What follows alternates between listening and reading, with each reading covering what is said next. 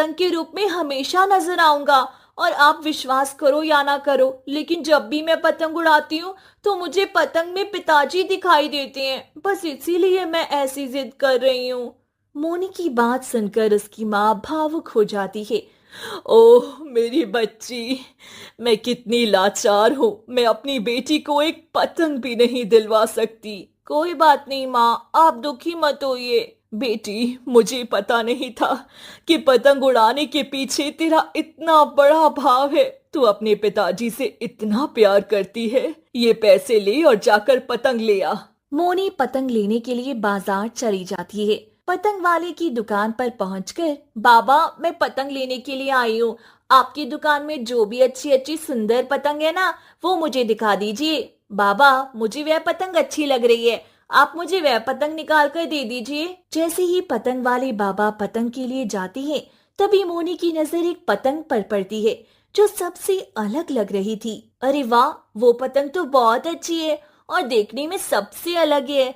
मुझे तो वही पतंग चाहिए। बाबा ये वाली पतंग रहने दो, मुझे वह पतंग सबसे अच्छी लग रही है। आप मुझे वही पतंग दे दो और उसके दाम मुझे बता दो। मैं वही पतंग खरीदना चाहती हूँ। क्यों, क्या हुआ बाबा? मुझे तो वही पतंग अच्छी लग रही है और आप मुझे वो पतंग लेने से मना कर रहे हैं। बाबा मैंने बचपन से ही अपने पिताजी के साथ बहुत पतंग उड़ाई है।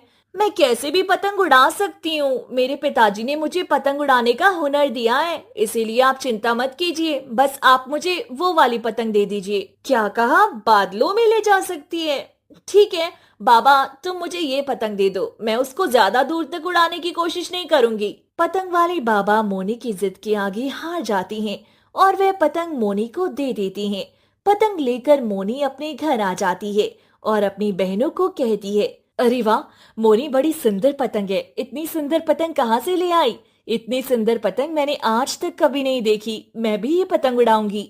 मैं ये पतंग बाबा की दुकान से लेकर आई हूँ। पहले मैं ये पतंग उड़ा लूं, उसके बाद तुम दोनों उड़ा लेना, ठीक है?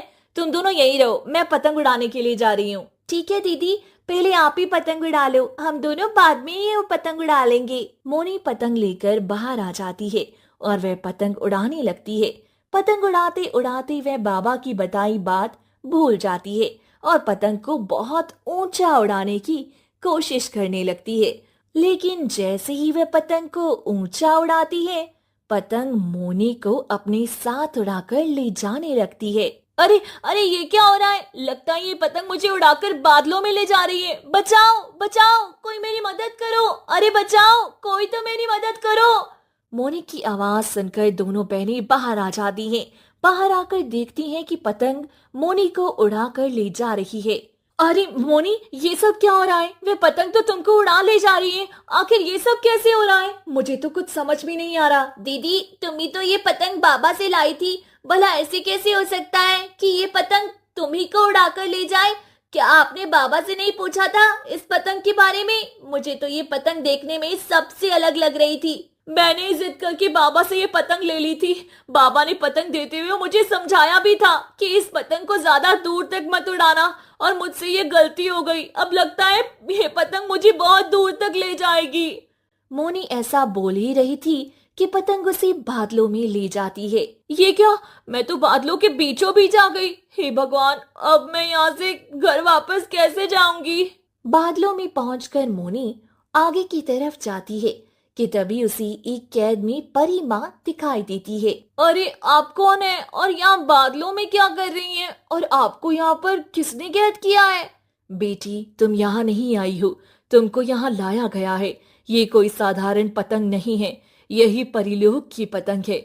इसी पतंग के सहारे तुम यहाँ पर आई हो। तुम एक नेक दिल आत्मा हो, हमें पता है। हम तुम्हारी मदद से ही ये समस्या दूर कर सकती हैं। क्या कहा आपने? ये परिलोक की पतंग है? क्या मैं परिलोक में आ गई हूँ? और परिलोक की पतंग भला धरती पर कैसे पहुंच गई? और आपने मुझे यहाँ क्यों बुलाया? और आप कौन सी समस्या की बात कर रही हैं? उफ, ये सब क्या हो रहा है मेरे साथ? बड़ा ही अजीब। बेटी, अभी मैं तुमको ज्यादा कुछ नहीं बता सकती।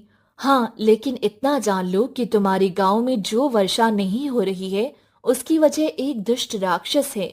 वह हमारी परिलोक की चाबी ले गया है। उस चाबी की मदद से ही हम गांव में बारिश करते थे। क्या आप सच कह रही हैं, इसीलिए हमारे गांव में बारिश नहीं हो रही है। अगर ऐसा है तो मैं चाबी लेने में मदद आपकी जरूर करूंगी। आप बताइए मुझे क्या करना है। बेटी, वह चाबी लेना इतना आसान नहीं है। वह चाबी उस राक्षस के पास है। हमें कोई उपाय और तरकीब से वह चाबी लेनी है। अब तुम यहाँ से चली जाओ। मैं तुमको बाद में बताऊंगी, क्योंकि अब कुल्लू राक्षस आने वाला होगा। अगर उसने तुम्हें यहाँ देख लिया तो तुम्हारे लिए मुसीबत खड़ी हो जाएगी। मोनी वहां से चली जाती है। इधर मोनी के जाने के बाद गौरी और पायल बहुत दुखी थी। उनको कुछ समझ में नहीं आता कि वे क्या करें कि तभी पतंग वाली बाबा वहां से जा रही होती हैं। दीदी, मोनी दीदी तो बादलों में चली गई है। अब पता नहीं हमको उनको वापस कैसे लेकर आना है। कुछ समझ में नहीं आ रहा है। जब बाबा ने उनको मना किया था तो फिर उन्होंने ऐसी जिद क्यों की? उनको वह पतंग लेना ही नहीं चाहिए था। गौरी, अब इन बातों को करने का समय नहीं है। हम कैसे भी करके मोनी को वापस लाएंगे। अब हमें कोई ना कोई तो उपाय सोचना ही होगा जिससे हम मोनी को वापस ला सकें। बाबा, मोनी दीदी ने आपसे जो पतंग ली थी वह पतंग मोनी दीदी को बादलों में ले गई है। अब हमें समझ में नहीं आ रहा कि हम अपनी दीदी को वापस कैसे लेकर आए। बस यही सोच सोच कर रोना आ रहा है।